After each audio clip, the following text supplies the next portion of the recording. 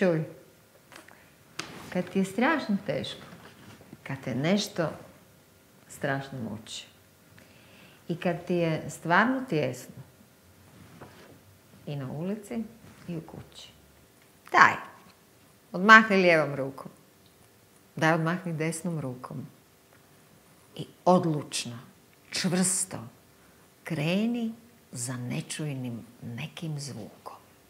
Kreni stazom koje nema. Ratko Zvrko, tvoja staza. Jako volim tu pjesmu za male ljude, ali mi se čini da ju je ovaj zgodni boksač iz nekog drugog vremena napisao i za velike ljude. Ponekad mi se zna dogoditi ona situacija mrtvog mora. Znate, kad se izgubi vjetar iz vaših života, kad sve stane, kad u vašim jedrima nema ni jedan dašak, nikakvog povjetarca, more je nemirno bez obzira na to i brodice se miču, lupaju jedna drugu kao da će se razbiti. Takav je otprilike moj osjećaj depresije. Zna se dogoditi ona zna doći u tim neočekivano se pojavi. I onda sam kroz godine shvatila da mi jako pomaže poezija.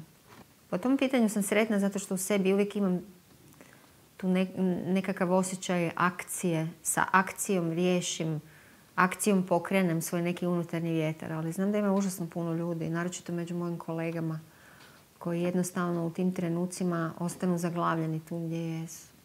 Sada sam sebi našla nekakva 3 lijeka otprilike koja se sjetim, nosim ih u novčaniku, kad jednostavno vjetar utihne u mojim jedrima. Kartica ljepote.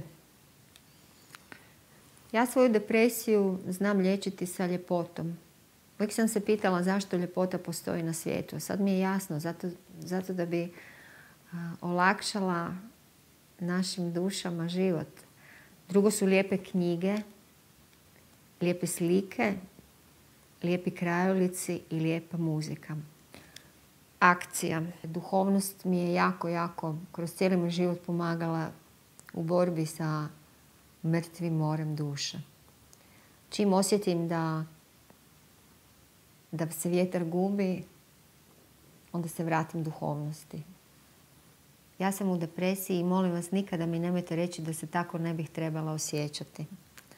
Ja znam da ljudi to rade u dobroj namjeri, kad se osjećate loše, onda vam znaju reći ali ti se ne bi trebala osjećati tako, ne moraš se tako osjećati, nema potrebe za tim.